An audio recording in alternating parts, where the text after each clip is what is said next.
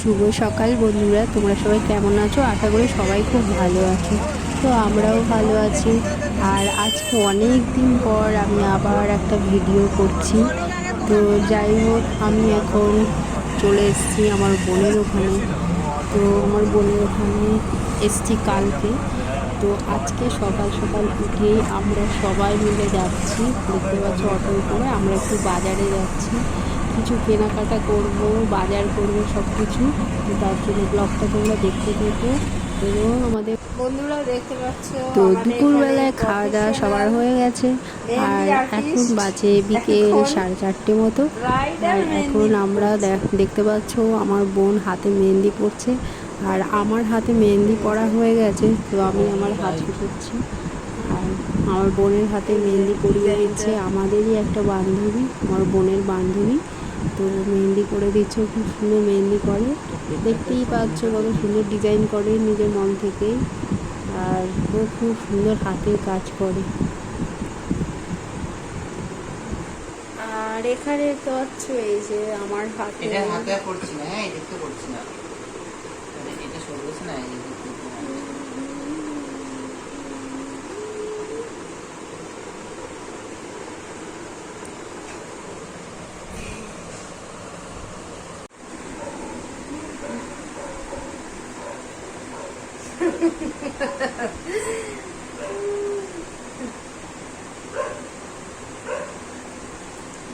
ওইদিকে মেহেন্দি পড়ানো হচ্ছে, আর এই যে আমি শুয়ে পড়েছি। আমারগুলো শুকিয়ে গেছে।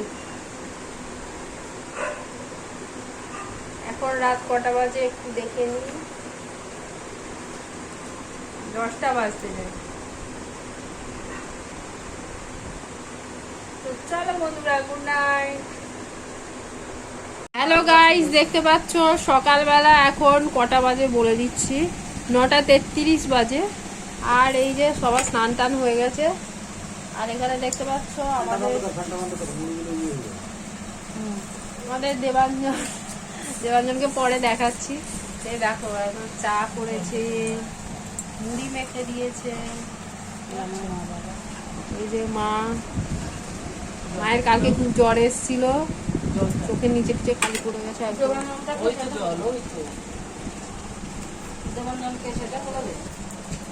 আর দাঁড়াও, দেবাঞ্জনকে দেখাবো যে এত আদর যত্ন করে। দাঁড়াও দেখাচ্ছি, কোথায় গেল? এই তো দেখি মুখটা।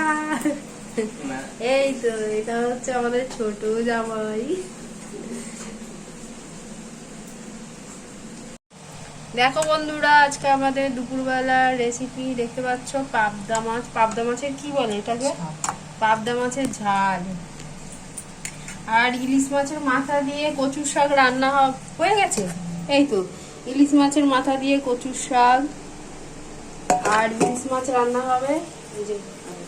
চিংড়ি মাছ দিয়ে বাদাম বাটা দিয়ে, ও পটল দিয়ে চিংড়ি মাছ দিয়ে বাদাম বাটা দিয়ে রান্না করবে। আর এখানে দেখতে পাচ্ছ কুমড়ো ভাজা, আলু ভাজা, বেগুন ভাজা, কত রান্না। আবার ইলিশ মাছ।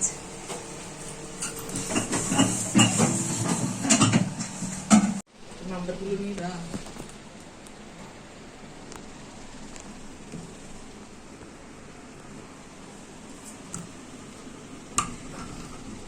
তুই এত তরকারি ডালটা তো করিনি, সময় করতে হবে না, থাকবে রাতে করবো। মাছ ফাছ দিলে তাও। আজকে দুপুরবেলায় খুব সুন্দর সুন্দর রান্না হয়েছে, তোমরা দেখতেই পাচ্ছ। পাবদা মাছ, ইলিশ মাছের মাথা দিয়ে কচু শাক, দারুণ দারুণ খাবার হয়েছে। তো দেখেছো কত সুন্দর সাজিয়ে গুছিয়ে বোন খেতে দিচ্ছে আমাকে। আর ইলিশ মাছ, আর ইলিশ মাছটাতে ডিমও হয়েছে, দারুণ লাগছে, দেখতেও দারুণ হয়েছে, খেতেও খুব সুন্দরই হবে। আর আমার বোনের হাতে রান্না খুবই সুন্দর হয় খেতে, খুব ভালো লাগে খেতে।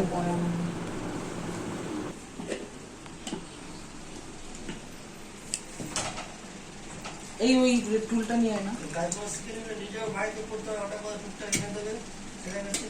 ওকে তো আমি বলছি, আমি অর্ডার তোকে। গাইস দেখতে পাচ্ছ, এই যে আমাদের ফুচকাওয়ালা এখন ফুচকা তৈরি করে দিচ্ছে।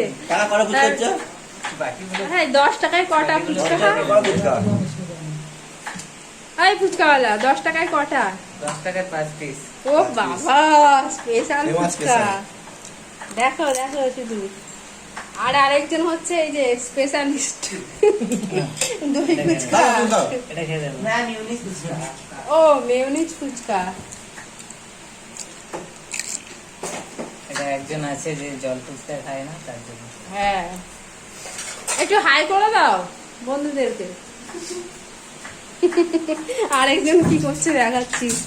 এই যে আরেকজন পেঁয়াজ কুচি করছে। হয়ে গেছে?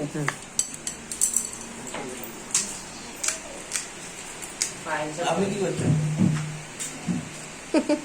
কোনদিন খেয়েছো? পেঁয়াজটা আমাদের ওদিকে হয়।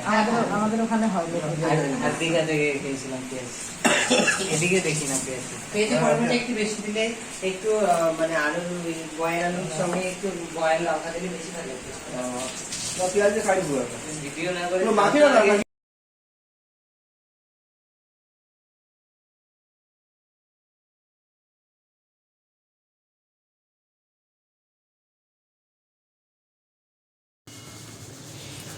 তো বন্ধুরা এখন হচ্ছে কটা বাজে বলবো, এখন বাজে রাত 10:30 মতো বাজে।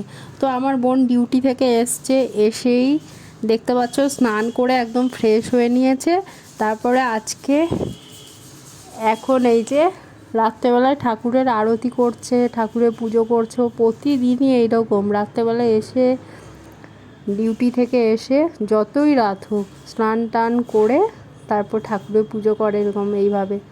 আর ওর পুজো করা আলাদা সম্পূর্ণ, খুব সুন্দর করে পুজো করে সাজিয়ে গুছিয়ে। আর এখন দেখতে পাচ্ছ আরতি করছে ঠাকুরকে, আর আমি বসে বসে দেখছি। তো বন্ধুরা আজকের ভিডিওটা তোমাদের কেমন লাগলো অবশ্যই কিন্তু কমেন্টে জানিও, কারণ আমি অনেক দিন পরে এই একটা ভিডিও আমি আপলোড করছি।